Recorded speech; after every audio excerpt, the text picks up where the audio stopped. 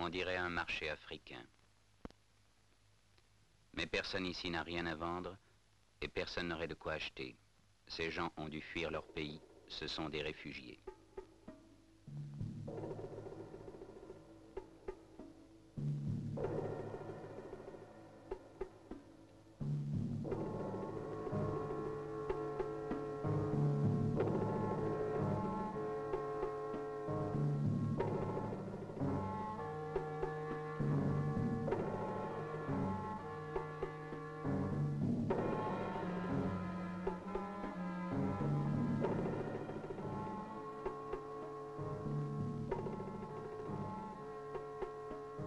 Depuis 1961, des troubles, puis l'accession à l'indépendance du Rwanda, ont obligé quelques 120 000 personnes, pour la plupart des Watutsi, à quitter leur pays. Souvent pourchassés, ils ont dû fuir hâtivement. Ils laissaient tout derrière eux, leurs troupeaux, leurs biens, parfois même un enfant.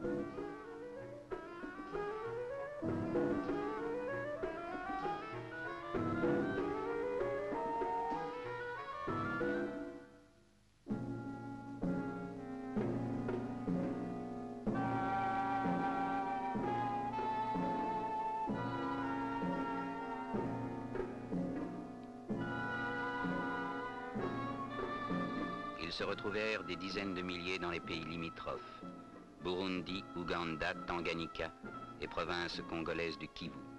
Ils étaient déracinés, anxieux, à la limite de leur force. Il en mourait jusqu'à 100 par jour.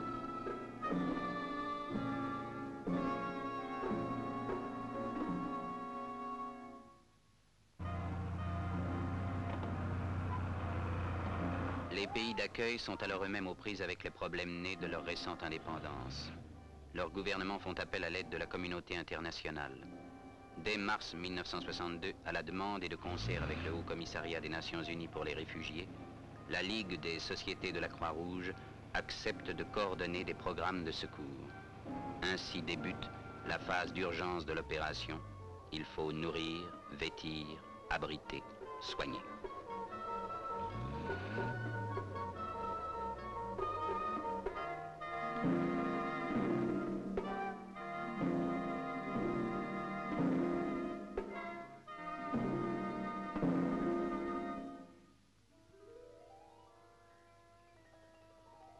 Mais les réfugiés sont tristes.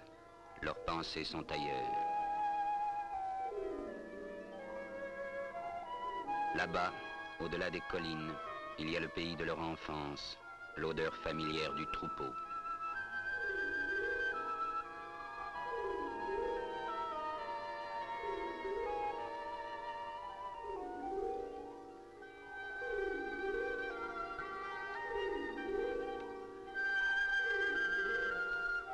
Mais ils ne peuvent plus rentrer dans leur pays.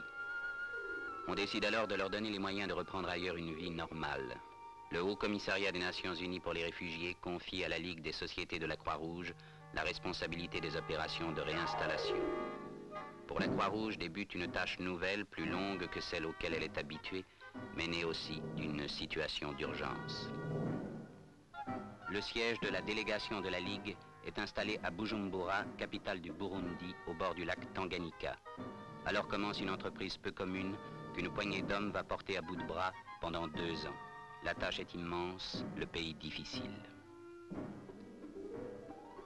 Ils parlementent avec les réfugiés pour les amener à accepter leur réinstallation, les convaincre que les terres qu'on leur offre sont bonnes, ce qui est vrai. Au Kivu, ils prennent contact avec les chefs des régions où se trouvent les terres que les autorités congolaises ont offertes. Il faut créer de bons rapports entre les populations locales et les nouveaux arrivants. Ils constituent à grand-peine un parc de véhicules pour transporter les réfugiés sur leurs nouvelles terres et maintenir la liaison entre les centres et le monde extérieur. Pour la Croix-Rouge, les réinstallations se feront au Burundi, dans la province congolaise du Kivu et au Tanganyika.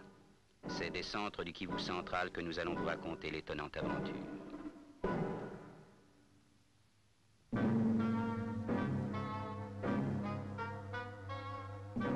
Il y a 80 km entre Bukavu, siège de la sous-délégation de la Ligue, et les hautes montagnes du Kivu central. Les pistes sont difficiles, personne ne s'en occupe plus. La Croix-Rouge va devoir mettre sur pied son propre service d'entretien. Ce chemin, ces délégués vont le parcourir des centaines de fois à une allure qui ne dépassera jamais 15 km à l'heure.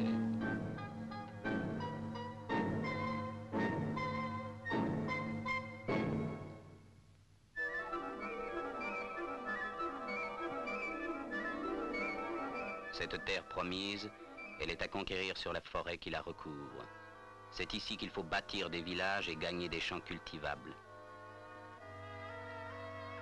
C'est ici qu'on va transporter camion après camion quelques 30 000 réfugiés.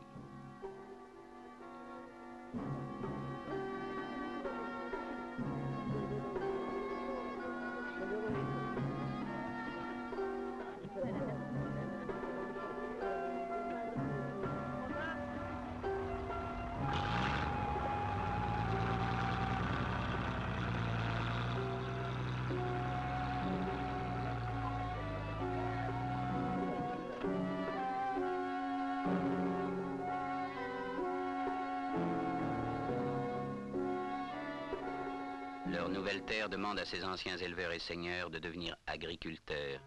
Mais il leur faut commencer par être bûcherons. C'est avec des houes, des machettes, des haches qu'ils engagent leur premier combat contre la forêt.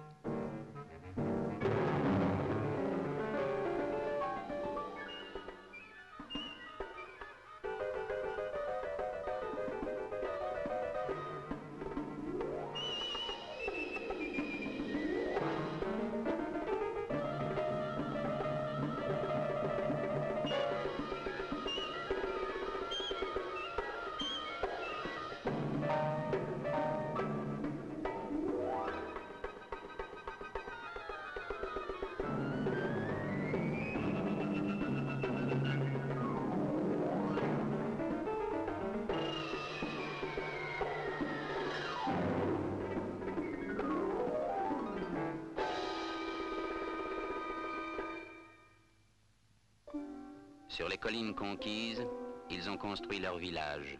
Chaque soir, de nouvelles familles ont un toit. À chacune, on distribue de 3 à 5 hectares de terre.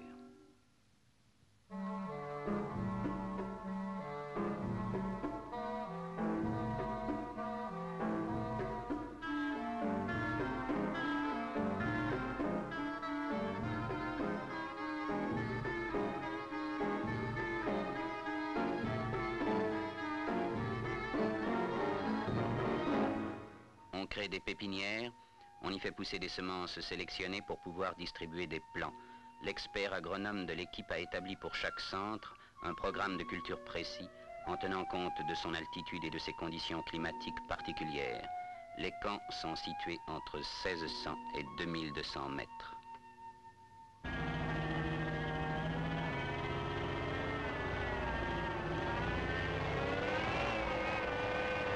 En attendant que les réfugiés se suffisent à eux-mêmes, on continue à les ravitailler. La ration sera diminuée de moitié à la première récolte et supprimée dès la seconde.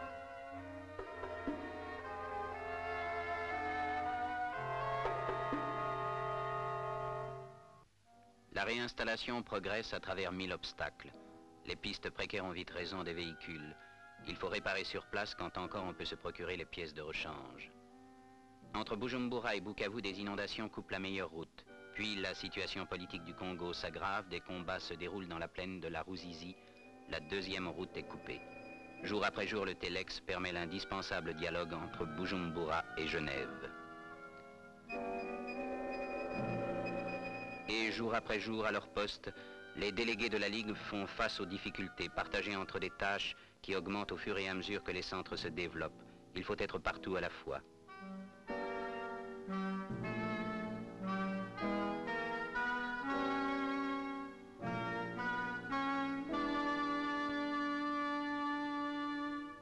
Près du centre de Mamba, à 2200 mètres d'altitude, on a trouvé un marais providentiel. Comme la sécheresse annuelle peut durer jusqu'à 5 mois dans cette région, l'agronome a décidé de drainer le marais pour le rendre cultivable. Chaque famille en recevra un tiers d'hectare. Ainsi, pour les réfugiés de Mamba, les récoltes ne seront plus tributaires du climat.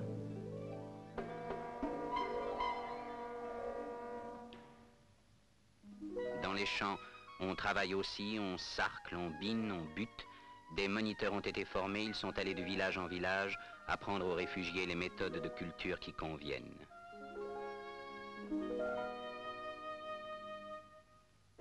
Les centres s'organisent mieux, on recrute et on forme des artisans. Il y a dorénavant un forgeron.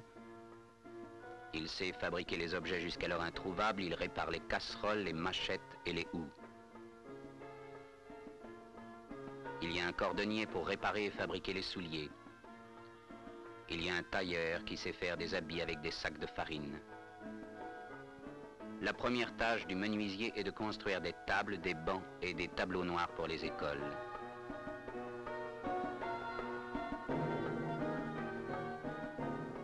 Et c'est ainsi qu'un jour, il y a de nouveau pour les enfants un chemin qui conduit à l'école. 4% de garbage.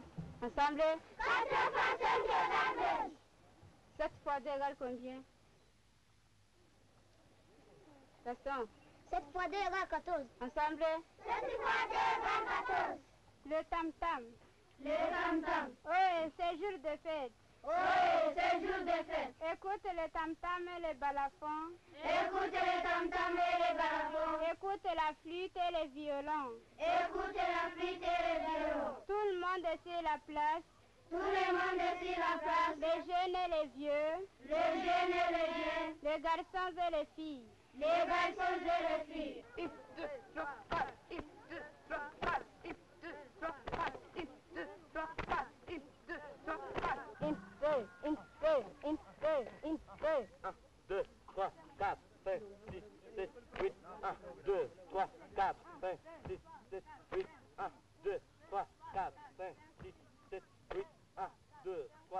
La création des écoles a donné un nouvel élan aux communautés.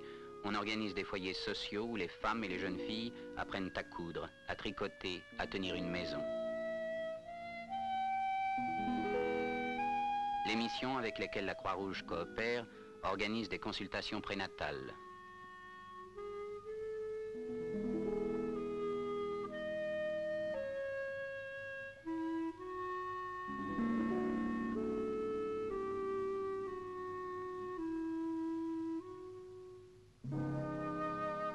Un jour, les délégués de la Ligue et les réfugiés savent qu'ils ont gagné ensemble la première bataille. Les cultures ont réussi au-delà de tout espoir.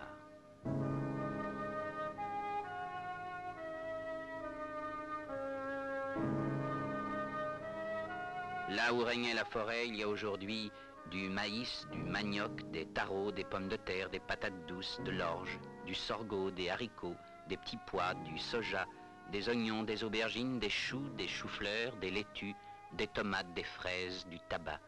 On peut maintenant manger à sa faim la nourriture qu'on a arrachée au sol.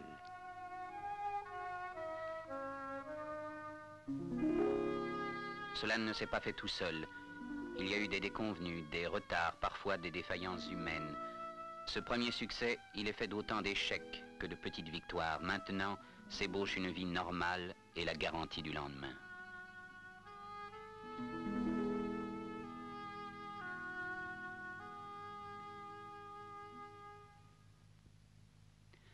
Mais un paysan doit compter avec le risque toujours possible d'une récolte médiocre.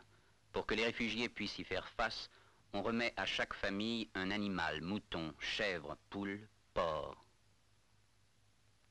Il y a une vache pour 10 familles, c'est la promesse d'un troupeau reconstitué. On construit des stations de désinfection où tous les 15 jours on débarrassera le bétail des parasites qui en dessous de 2000 mètres le font dépérir. Partout où la qualité de l'eau le permet, on aménage de petits lacs pour y pratiquer la pisciculture. La nourriture sera plus riche en protéines. On entreprend la culture de plantes fourragères. Le troupeau à venir aura lui aussi sa nourriture assurée.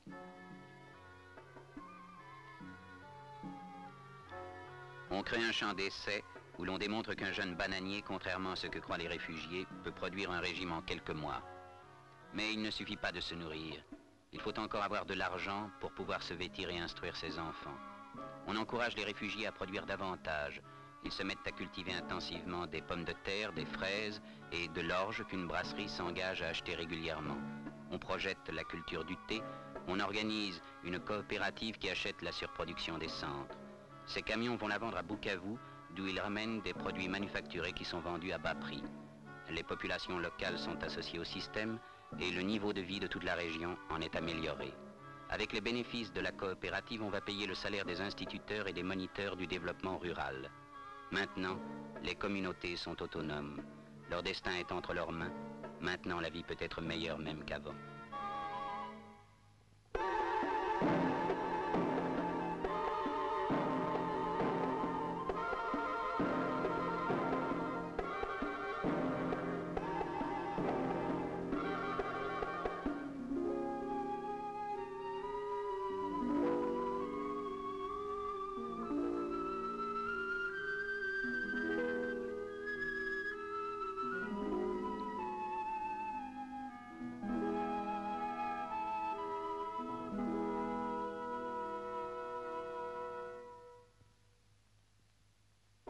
Tout cela a été possible grâce à une poignée d'hommes venus aider d'autres hommes au nom d'un idéal.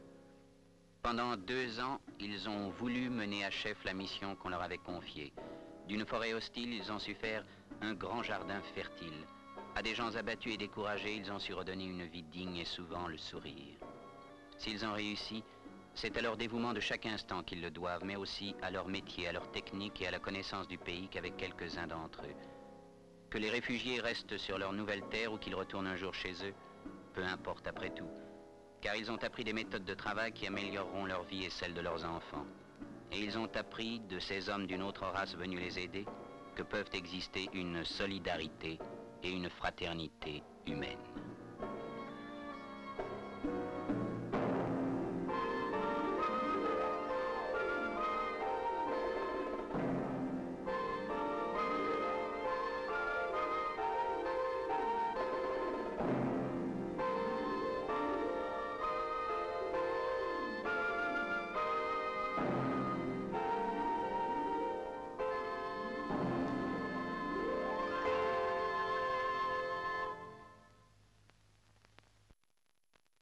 Monsieur le Président, à vous ou à votre entourage, en août dernier, après que les soldats rwandais aient refusé de partir, étaient donc devenus vos ennemis, il y a eu certaines paroles de vos proches ou de votre entourage qui ont pu être considérées comme un encouragement à la chasse aux Tutsis, une chasse qui a réellement eu lieu à Kinshasa et dans laquelle les habitants ont pris un rôle important. Ils se sont défendus, mais on a vu des scènes, des actes qui étaient proches d'actes de barbarie, des lynchages, apparemment à la fois sur des civils Tutsis et des militaires Tutsis, un petit peu confondus. C'est des images qui ont très fort frappé l'opinion publique ici, et on n'a pas eu le sentiment que vous, à ce moment-là, on n'a pas eu le sentiment que vous vous êtes interposé. On a eu l'impression que vous avez laissé faire. Comment est-ce que vous réagissez par rapport à cela? Écoutez, nous sommes habitués au montage, à la calomnie, au mensonge contre la République depuis que nous avons pris le pouvoir. Nous sommes très habitués à cela. Personne n'allait interdire à la population de Kinshasa de se défendre contre les Tutsis qu'ils connaissent bien. Ils les ont vus à l'heure. Tuant pour arracher des voitures, tuant pour occuper des villas, tuant pour violer les femmes et arracher les filles, tuant pour piller les banques. Ils pourraient faire le tri entre les civils et les militaires? Mais lorsque les civils Tutsis, certains de ces civils Tutsis, avaient pris les armes données par leurs frères militaires et tiré sur leurs voisins, les voisins quand même ne sont pas aveugles, ils les voyaient. Et le voisin, donc les Congolais, n'étaient pas armés. Qu'est-ce qu'ils devaient faire? Il fallait qu'ils se défendent avec le moyen de bord. Ils l'ont fait. C'est leur droit. Messieurs, je vais dire avec force, c'est leur droit de se défendre contre ces assassins. Oui, comment est-ce que vous réagissez, vous, aux plaintes contre vous et votre entourage? Vous avez entendu ça? Mais ça c'est plainte pour incitation au meurtre. Comment est-ce que vous réagissez, vous, sur le plan personnel? Qu'est-ce que ça vous fait sur le plan personnel? Je n'ai incité personne au meurtre. Quel meurtre? Vous venez dans un pays d'autrui, tuer les citoyens de ce pays, et vous dites, quand ils se défendent, ils commettent un meurtre. C'est un meurtre, ça. Pourquoi, lorsque l'armée rwandaise était présente à Kinshasa avec votre accord, puisque vous étiez alliés, vous n'avez pas dénoncé les pillages, les meurtres que vous dites, dont vous venez de parler à l'instant? Et pourquoi sont-ils partis, si je ne l'avais pas fait? Mais ça a duré 1 an. Ça a duré 1 an, nous étions des alliés. Et quand il y a des contradictions, on les traite entre alliés. on ne les traite pas devant les places publiques. Vous avez fait partir parce qu'ils se comportaient mal, à votre avis? Parce que d'abord, ils ont massacré des gens sans que le gouvernement congolais sache à Bandaka et à partir de Kisangani. Deuxièmement, parce qu'ils s'est conduisé en pays conquis, tuant, pillant, je viens de le dire, et puis ils se sont même immiscés dans la politique intérieure de notre pays. Est-ce que ça n'est pas, excusez-moi, est-ce que ça n'est pas relativement normal dans la mesure où vous avez fait appel à eux pour arriver au pouvoir, ils ont demandé quelque chose en échange? Ou vous y attendiez? Enfin. Messieurs, notre alliance est une alliance d'intérêt. Comment allait-il durer au pouvoir si nous n'avions pas, nous, forces armées congolaises, maintenu les Hutus en état d'incapacité opérationnelle? Ils en avaient besoin. Et c'était de ça que nous avions parlé lorsqu'ils devaient nous laisser le temps de faire passer les armes pour entrer aux Zaïd alors. Nous n'avions qu'une mission, chasser la dictature chez nous et démocratiser la société. Les deux, nous sommes contents de ce qui s'était fait. Mais ils ont voulu maintenant plus. Oui. Ils ont voulu être le maître de notre pays. Et ça, c'est impossible. Avez-vous échappé à des tentatives d'attentat? Pardon? Avez-vous échappé à des tentatives d'attentat? On en parle, mais ils ont comploté. En fait, c'est vrai, ils ont comploté, ils ont monté un coup d'État le 2 août pour essayer de m'assassiner, prendre le coup à... vous savez la suite. Monsieur le Président, depuis ce lundi, il y a une plainte qui a été déposée contre vous, en Belgique, mais également en France, contre vous et contre certains membres de votre entourage, pour crime contre l'humanité. Comment réagissez-vous et vous sentez-vous menacé? Écoutez, c'est de l'amusement. Hein. Crime contre l'humanité. Qui avions-nous tué? Et moi et mon entourage. Nous n'avons tué personne. Mais il faut le prouver. Mais le 25 août, par exemple, vous avez lancé un appel à la radio demandant à la population de prendre les flèches, les lances pour se battre. Et vous avez dit, sinon nous allons être l'esclave des Tutsis. Est-ce que vous ne considérez pas que cet appel a incité la population à s'en prendre à des civils Tutsis, notamment des femmes et des hommes qui n'avaient rien à voir avec la guerre? Madame, je ne suis pas forcé de vous dire qu'il ne faut pas croire que notre peuple est si naïf pour laisser les esclavagistes venir l'égorger, les soumettre à des exactions que notre peuple connaît tellement, parce que voisin des Tutsis et des Hutus. Et vous vouliez que le peuple congolais ne défende pas, par l'appel de son chef, son territoire, sa vie. Qu'est-ce que c'est pour un pays? Même chez vous ici en Europe, on a fait des appels pour vous défendre contre les nazismes. Et alors, vous voulez que les Congolais laissent venir d'autres nazistes, d'autres racistes, les occuper et qui ne se battent pas parce qu'ils n'ont pas d'armes? Ils doivent utiliser le flèche et tous les moyens qui se trouvent dans leurs mains. Et ils l'ont fait. Est-ce que ça veut dire que lorsque vous vous êtes alliés avec les Rwandais au début de la guerre de libération, vous avez fait preuve de naïveté si vous ne saviez pas qu'ils étaient comme ça, puisque maintenant vous dites qu'on sait bien qu'ils sont comme ça? La question, est-ce que vous avez mal choisi? Est-ce que vous avez mal choisi vos alliés? Nous n'avons pas mal choisi les alliés. Dans la politique, il y a la tactique. Et puis, c'est momentané les alliances parfois. Et lorsque ça tourne mal, chacun a intérêt, son intérêt de son côté parce qu'il sait pourquoi il a fait alliance. Je n'ai pas mal choisi mes alliés parce que c'était un bon choix. Ce sont les alliés qui ont tourné Kazakh. Et non. Oui, madame.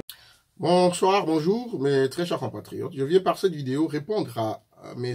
Moïse Nyarugabo, qui est en train de parler de massacres dont il serait l'objet dans Minembwe, dans le village de Minembwe, qui est un village qui appartient au Babembe, au Banindu, au Bafuliro, au Barega, hein, et à d'autres compatriotes congolais qui sont autochtones dans cette contrée. Moïse Nyarugabo a insinué le fait que dans ce pays-là, leur communauté, en principe, Banyarwanda, est en voie de disparition, qu'on est en train de les massacrer, et eux et leur bétail, qu'il est en train de pleurnicher. Je voudrais dire à Moïse Nyarugabo, lui montrer quelques images. Ça, c'est l'annuaire de Béni. Ça, c'est Béni. Ce que tu as béni sont les éléments de CNDP, de M23, qui sont venus du RCD, votre mouvement. Aujourd'hui, muet en Ngomino. Vous dites que vous êtes du Nord Kivu ou du Sud Kivu. Je ne sais pas d'où vous êtes réellement. Mais je ne vous ai jamais entendu parler de ces crimes de masse qui sont commis par les groupes armés hier d'Nkunda Batware et de Jules Mouteboussi, bref, d'Azarias Rouberois et de vous-même. Quand on tue les Banandé, les Bafouliru, les Banindo, quand on tue un couple qui venait de terminer ses études comme ça, ce ne sont que des petites images de... Les images chocs de Béni. Ça, c'est l'annuaire de Béni. Je ne veux pas parler des autres massacres dont vous avez été l'objet, je veux dire, dont vous avez été l'auteur, les auteurs à Makobola, dont vous avez été l'auteur au nord et au sud Kivu, dont vous êtes l'auteur à Béni, à Butembo, dans le sud Kivu, mais aussi au Kasaï chez nous et dans les Bandounou, parce que ce sont vos éléments qui sont là. Revenons à ce que vous appelez la communauté Banyamulenge. Moïse Nyarugabo, vous avez le choix, deux choix, entre vous intégrer dans ce pays qui vous a accueilli ou de retourner au Rwanda. La RDC est un pays, est une terre d'accueil. Nous accueillons tout le monde. En RDC, notre pays, il n'y a pas ce qu'on appelle les Banyamulenge. Lorsque, par votre barbarisme aux années 58-59, il y a eu un génocide au Rwanda qui a poussé à la sortie beaucoup de Tutsis. Ils se sont installés à une colline, cette histoire, vous la connaissez bien, et installés à la colline de Mulenge, les populations autochtones, Babembe, Barega, Banyindu, vous appelez ceux qui habitent Mulenge. Mais cela ne veut pas dire que Mulenge devient une ethnie ou une tribu. Ce sont les Rwandais, réfugiés, qui se sont installés sur cette colline-là. Et que donc vous êtes des Tutsis rwandais, comme il y a dans notre pays des Tutsis, je dis des Hutus rwandais, comme il y a des Angolais, comme il y a des Sénégalais, comme il y a tout le monde dans ce pays-là. Vous devez savoir vous intégrer dans ce pays et non l'inverse. Un deuxième élément. À quand la justice des crimes commis par le RCD? Le RCD qui s'est mué au CNDP. Le CNDP qui s'est mué en M23. Le M23 qui s'est mué actuellement en Ngomino. À quand les crimes? Et vous poussez les populations autochtones, parce que vous avez des militaires inamovibles, des policiers inamovibles, qui viennent tous du Rwanda, des unités spéciales de Paul Kagame. Vous vous mettez là-bas, et vous venez avec des populations importées du Rwanda pour les installer, et pousser les populations autochtones dans les rues, dans les villages, dans les forêts. Quelle sera la suite? Quelle sera la réponse de quelqu'un dont on a massacré ses parents, etc.? Vous nous refusez, nous défendre sur notre propre sol, face à vous qui êtes des envahisseurs. Et vous criez aujourd'hui parce que le peuple congolais a pris conscience. Mais ce n'est que le début. Parce que c'est Maïmaï, c'est moi aussi. Moi, je suis Maïmaï aussi. Les Maïmaï sont partout. Tous les Congolais deviennent de Maïmaï. C'est ce que vous devez savoir. Tous les Congolais deviennent de Maïmaï. Et Paul Kagame est en train de planifier et le massacre de vos propres communautés se fait par vos propres unités qui viennent du Rwanda, parce que c'est ça l'habitude de Paul Kagame. Kagame a accédé au pouvoir après avoir exterminé les Tutsis que vous êtes. Il savait qu'Abiyarimana avait 70% de population au Rwanda. Et que provoquer, pendant les moments des négociations, des tensions pour le crash de l'avion présidentiel, alors que le président est à bord, l'assassiné par crash, déclencherait un génocide. Il s'est quand même servi du sang de ses propres compatriotes pour accéder au pouvoir. Et quand nous interrogeons vos propres compatriotes rwandais, appelés abusivement Banyamulenge, ils disent nous avons peur parce que Kagame est capable de nous assassiner et vous faire porter au dos, vous les Congolais. Donc protégez-nous au lieu que Kagame puisse nous tuer. C'est cela le débat. Donc je crois qu'à un moment donné, vous devez être sérieux. Mais parce que vous ne le serez jamais, vous portez énormément de crimes, il y aura justice dans ce pays, et vous allez répondre des crimes que vous avez commis dans le cadre du RCD. Il faut le savoir. Et que vos mensonges sous fond de crédit génocide a pris fin. Nous, on s'en fout du génocide rwandais. Vous êtes un peuple barbare au Rwanda. Vous avez des habitudes que vous importez chez nous. Nous ne sommes pas comme ça. Nous sommes un peuple festif. Interrogez l'anthropologie de notre pays. Encore que dans notre pays, il n'y a pas un peuple qu'on appelle les Banyamulenge. Nous tous, nous sommes les Batetela. Nous parlons qui Tetela. Les Basonge parlent qui Songe. Les Mongo parlent qui Mongo. Les Barega parlent qui Rega. Les Nande parlent qui Nande, etc. Les Bakongo parlent qui Congo. Les Baluba parlent les Balou, qui Chiluba, etc. Mais vous devriez parler les Murenge. Ou à partir de ce moment, fabriquer une langue ou un dialecte qui s'appelle Murenge. Mais cette colline restera là-bas. Par là où vous êtes entrés. Comme réfugiés en 58. Vos noms seront dans les annales de la République quand vous êtes venus comme réfugiés, comme étudiants. Vos noms resteront dans les annales de la République lorsque vous avez envahi les Congos et que vous l'avez agressé avec l'AFDL et plus tard avec le RCD. C'est cela, votre identité, l'arrivée chez nous. Et nous avons vécu depuis des années avec les Rwandais, que ce soit Hutu, Tutsi, en parfaite harmonie. Nous n'avons jamais eu de problème. C'est quand vous échouez en politique. Chaque fois que... Toi, Nyarugabo, tu as été élu sénateur à Kinshasa à plus de 3000 km.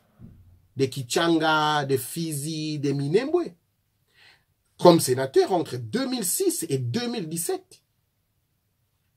Mais lorsqu'en 2011, tu as tenté de retourner là où tu dis que c'est chez toi, pour tenter de te présenter aux élections, tu as échoué. Parce que tu n'as pas de terres, tu n'as pas une population ici. C'est cela la vérité. Moi, je peux avoir les papiers aujourd'hui comme la nationalité belge, mais je suis belge d'origine congolaise, ce n'est pas une insulte. Vous devez accepter le fait que vous êtes des Congolais, soit par réfugiés, par les études ou par la guerre que vous avez menée et que vous avez eu la nationalité. Et que vous êtes des Banyarwanda d'origine, des Congolais d'origine rwandaise. C'est cela. Même aux États-Unis, il arrive des fois que quand vous êtes candidat, on vérifie d'où tu es né, etc. Parce qu'il y a des postes tels qu'un étranger qui n'est pas né aux États-Unis ne peut pas assumer. Ça va arriver dans notre pays. Parce que nous allons prendre le pouvoir. Et la révolte qui a commencé au sein des populations, nous ne sommes pas que des maïmaïs, nous sommes juste le peuple congolais sur son sol, abandonné par la communauté internationale, qui nous massacre derrière vos groupes armés, financés par elle-même, la communauté internationale, via Kagame. Et nous sommes en droit de nous défendre sur notre propre sol. Nous sommes en droit. On s'en fout des menaces des ONG, de la CPI, on s'en fout.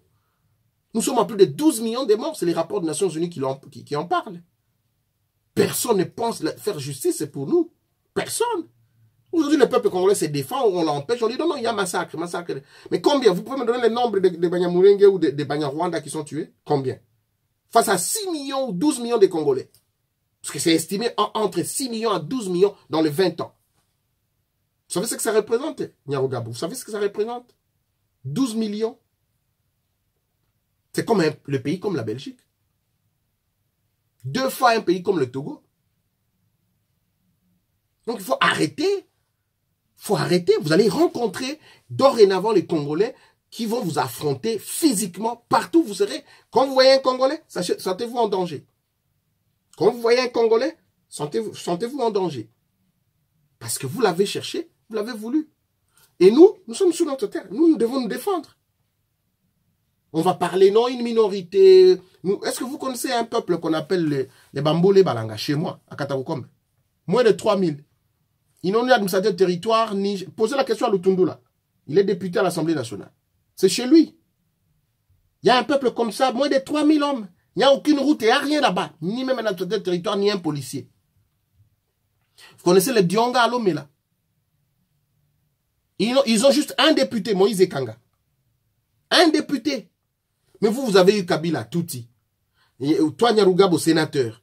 Vous avez eu Kengo, vous avez eu Rouberois. Vous avez tout, vous avez des officiers au sein de l'armée, vous avez tout. Vous plaignez et vous tuez des gens chaque jour. C'est normal. Mais quand les Congolais se défendent, 12 millions. C'est comme le pays comme la Belgique. 2 fois un pays comme le Togo. Donc il faut arrêter. Il faut arrêter. Vous allez rencontrer dorénavant les Congolais qui vont vous affronter physiquement partout où vous serez. Quand vous voyez un Congolais, sentez-vous en danger. Quand vous voyez un Congolais, sentez-vous en danger. Parce que vous l'avez cherché, vous l'avez voulu. Et nous sommes sur notre terre. Nous devons nous défendre. On va parler, non, une minorité. Est-ce que vous connaissez un peuple qu'on appelle les Bambolé Balanga, chez moi, à Katakokombe? Moins de 3000. Ils n'ont ni administrateur de territoire, ni... Posez la question à Lutundula. Il est député à l'Assemblée nationale. C'est chez lui. Il y a un peuple comme ça, moins de 3000 hommes. Il n'y a aucune route, il n'y a rien là-bas. Ni même un administrateur de territoire, ni un policier. Vous connaissez les Dionga à Lomé, là? Ils ont juste un député, Moïse Ekanga. Un député. Mais vous avez eu Kabila, Tuti. Toi, Nyarugabo, sénateur. Vous avez eu Kengo, vous avez eu Rouberois. Vous avez tout, vous avez des officiers au sein de l'armée, vous avez tout. Vous plaignez et vous tuez des gens chaque jour. C'est normal. Mais quand les Congolais se défendent, non, ce n'est plus normal. Vous, les Congolais, vous devez prier pendant que nous, on vous tue. Et même quand on vous tue, vous devez retourner ça par la prière. Parce que Jésus a dit quand on vous tape cette joue-ci, vous donnez l'autre. C'est pas ça. Nous serons comme David. Nous allons au nom de Dieu et nous prendrons les armes que nous pouvons. Même si elles sont blanches. Celui-là peut être votre pays. Vous contribuez à son essor. Vous contribuez au développement, à la cohésion nationale. On ne vous empêche pas de retourner au Rwanda, d'investir au Rwanda. On ne vous empêche pas par vos fonds propres. Vous pouvez le faire. Ceux qui sont des Belges, des Français, des Américains, des Turcs qui habitent en Europe vont chez eux construire. On ne vous empêche pas quand c'est légal. Mais vous construisez le Rwanda, vous voulez détruire, vous détruisez les Congos pour construire le Rwanda. Et en plus de ça, vous voulez prendre une partie de la RDC où vous allez consacrer juste une ethnie et vous restez. Ça ne réussira pas avec les Congolais. Ça ne réussira pas. On peut vous donner l'armée américaine, ça ne réussira pas. Moi, je suis Mumbembe. Je suis Mundindu, je suis Mufuliru, je suis Mundande, je suis Musonge, je suis Muluba, je suis Mutetela, je suis Mukongo, je suis Mungala, je suis Mongo, moi. Et les Congolais parlent ce même langage. Vous avez échoué. Et vous avez échoué politiquement, vous avez échoué sur le plan électoral, etc. Et maintenant, vous dites, non, non, non, nous sommes une minorité. Vous n'êtes pas du tout une minorité. Parce qu'il y a des minorités encore plus minoritaires dans ce pays que vous. Encore que vous êtes étranger. On vous a accepté par la loi de la force. Vous êtes venus avec des armes. D'autres sont venus comme étudiants, comme Rouberois. D'autres sont venus par refuge. Maintenant, vous, Hutu, comme Tutsi, votre mauvaise cohabitation au Rwanda, vous déstabilisez chez nous. Nous ne sommes pas du tout concernés par vos conflits. Mais un petit peu, je vais me contredire, un petit peu concernés parce que nous sommes des voisins. Nous sommes des voisins. Donc, quand ça brûle chez vous, nous sommes immédiatement voisins. On ne saura pas vous jeter au lac Kivu. Ce que vous avez volé à l'est du pays, c'est déjà assez. Le Rwanda, ce pays adulé, adoré, l'économie, sous fond de la déstabilisation des Congolais et du sang des Congolais, c'est assez. Depuis quand Mwenga, Fizi, ceux-ci sont des territoires des Rwandais? Depuis quand? C'est des territoires des Babembe, des Banyindu, des Bafuliru, des Barega, etc. Depuis quand? Vous avez tenté de vous emparer des terres en Ouganda, on vous a chassé. Vous avez tenté vous voulez déstabiliser l'Ouganda, vous voulez déstabiliser le Burundi. Mais vous avez trouvé au Congo des camps qui à Kingakati là-bas, ils sont comme des canards, ils vous adorent tout le temps. Mais nous allons d'abord nous occuper de nos compatriotes congolais qui vous protègent. Comme ça, vous comprendrez la suite. Nous allons nous occuper d'eux, personnellement. Ces traîtres qui trahissent la patrie, la seule que nous avons, nous allons nous occuper d'eux d'abord. Maintenant. Et ensuite, nous arriverons. Mais déjà à l'Est, nous n'allons pas baisser les bras. On va se battre. Nous nous battons. Et les Congolais que vous prenez pour des idiots ont déjà compris. Même un fou, il n'est pas fou tous les jours. Vous pouvez tuer sous fond de crédit génocide au Rwanda, c'est normal. Et quand on touche à l'un d'entre vous, de vos cheveux, c'est la communauté internationale qui se met en ébullition. Ça, ce sont des recettes qui ne tiennent plus. La communauté internationale est en train de parler d'Erdogan qui est en train de tuer les Kurdes en Syrie. Mais oublie qu'il y a Hitler, Kagame, qui vous a envoyé dans ce pays-là pour nous détruire. Nous sommes entre 6 à 12 millions de morts, je l'ai dit tantôt.